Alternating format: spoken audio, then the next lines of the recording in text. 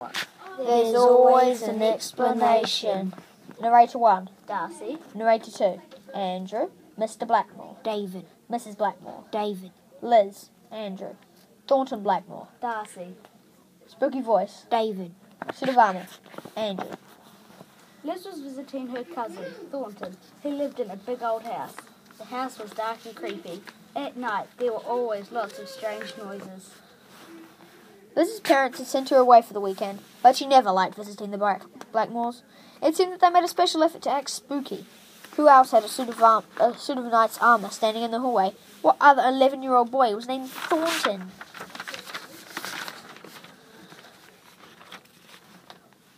Welcome to our house, Liz. You have arrived just in time. I think a big thunderstorm is about to begin. We are so glad you'll be staying for the weekend. Thornton, can you help Liz carry her suitcase upstairs? I thought we could have you stay in the big room on the 3rd floor. It is the room with the long flowing curtains. You love sleeping there, right? Yeah, it's a really cheery room. Come on, Liz, we'll carry your suitcase up to your room. Then I'll show you my new pet toad. Other kids like dogs and cats and gerbils. I prefer toads. They make such delightful companions. Liz stopped by her big, dark, spooky room. She went with Thornton to look at his new pet toad. Then it was time for dinner. As everything else in the Blackmore's house, dinner was very strange. What other family ate every meal at a long table with tall candles? And who were those somber-looking people on the paintings on the wall? Could you please pass me a bowl of soup? Hold on a moment, dear. Let me just finish cutting up the main course.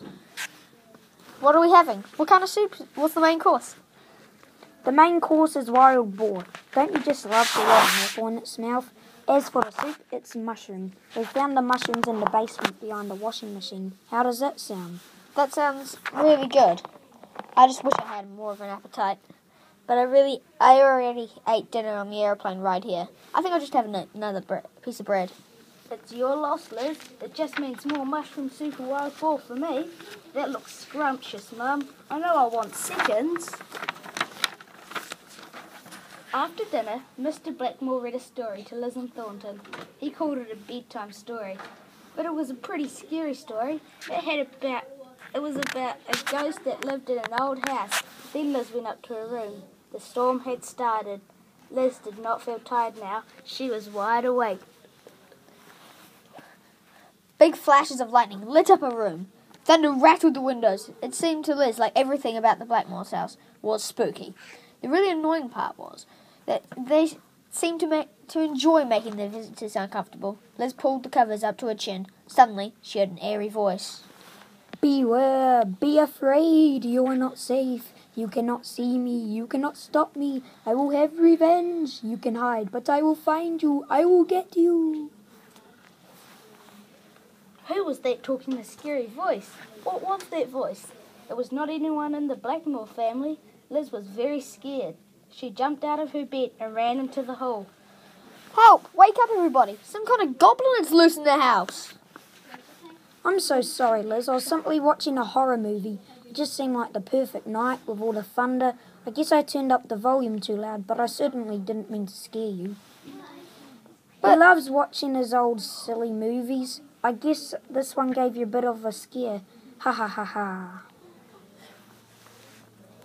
Did you really believe there was a goblin in our house? You know, Liz, there's always an explanation for anything that happens. Liz went back to her room. The storm grew stronger. The shadows grew longer. Several hours of night passed in the Blackmore house. She tried to sleep, but she could not. Suddenly, she heard a weird clanking noise in the house.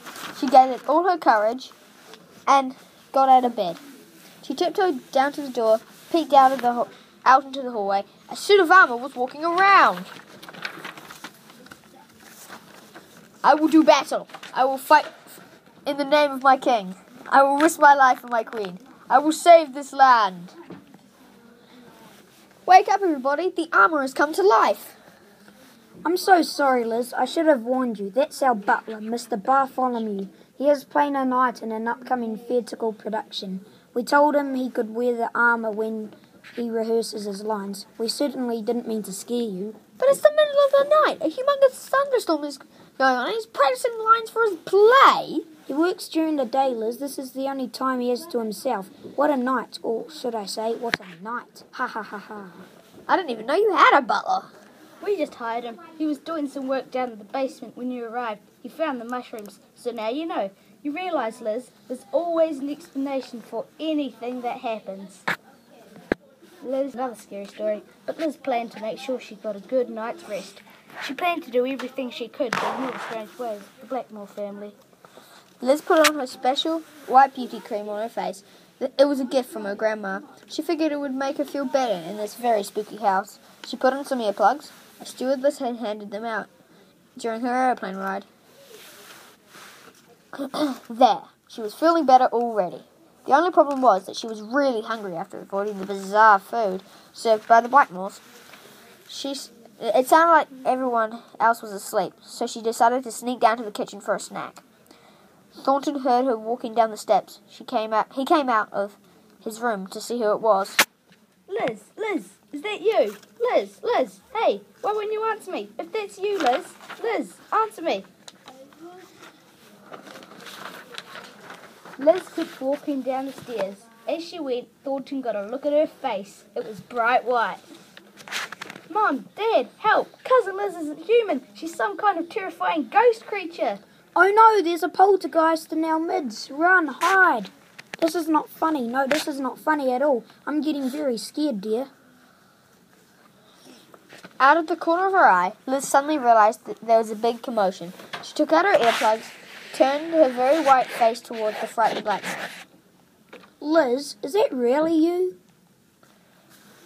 I'm sorry, everybody. I couldn't hear you at first. The storm was keeping me awake, so I put in these earplugs to shut out the sound. I was going downstairs for a snack. I guess I left them in. But your face! What happened to your face? It's so frightfully pale and ghostly. Nothing silly. I'm just wearing some beauty cream my grandma gave me for my birthday. I sure didn't mean to scare you. You know, Thornton, there's always an explanation for everything. The end.